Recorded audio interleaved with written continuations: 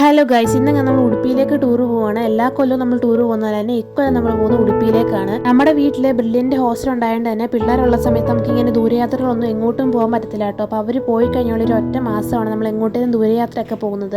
അതുകൊണ്ട് തന്നെ ഇങ്ങനത്തെ യാത്രകളൊക്കെ എനിക്ക് ഭയങ്കര സ്പെഷ്യലാണ് കേട്ടോ. നമ്മൾ ഇത്തവണ ഉടുപ്പിയിൽ നിന്ന് നേരെ മൂകാംബികയിലേക്കാണ് പോകുന്നത്. അപ്പോൾ നമ്മൾ ആദ്യം പോയിക്കൊണ്ടിരിക്കുന്ന ഉടുപ്പിയിലേക്കാണ് കേട്ടോ. അപ്പോൾ ഞാനും അമ്മയും ബസ്സിൽ കയറി ലഗേജ് എല്ലാം വെച്ച് കഴിഞ്ഞ് ഞങ്ങളൊന്ന് ഉറങ്ങി കേട്ടോ. കാരണം ഞങ്ങൾക്ക് ഈ വൊമിറ്റിംഗ് ടെൻഡൻസി ഉണ്ടായതുകൊണ്ട് തന്നെ ഞങ്ങൾ ബസ്സിൽ കയറുമ്പോൾ എപ്പോഴും ഉറങ്ങുവാണ് പതിവ്. കാരണം ഞങ്ങൾക്ക് അല്ലെങ്കിൽ പറ്റത്തില്ല തീരെ. അമ്മയാണെങ്കിൽ വൊമിറ്റ് ചെയ്യാതിരിക്കാനുള്ള മരുന്ന് കഴിച്ചിട്ടാട്ടോ ബസ്സിൽ കയറിയത്. പക്ഷെ ഞാൻ കഴിച്ചിട്ടില്ലായിരുന്നു. അതുകൊണ്ട് തന്നെ ഞാൻ ബസ്സിൽ കയറിയപ്പോഴേ ഞാനൊന്ന് ഉറങ്ങി. ഉറക്കം എണീറ്റപ്പോഴത്തേക്ക് നമുക്ക് ബ്രേക്ക്ഫാസ്റ്റ് കഴിക്കാനുള്ള സമയമായി. നമ്മളങ്ങനെ ആര്യാസി കയറിയിട്ട് ഇഡ്ഡലി വാങ്ങിച്ച് കഴിച്ചു കേട്ടോ. അത്യാവശ്യം കുഴപ്പമില്ലാത്ത നല്ല ഫുഡായിരുന്നു കേട്ടോ.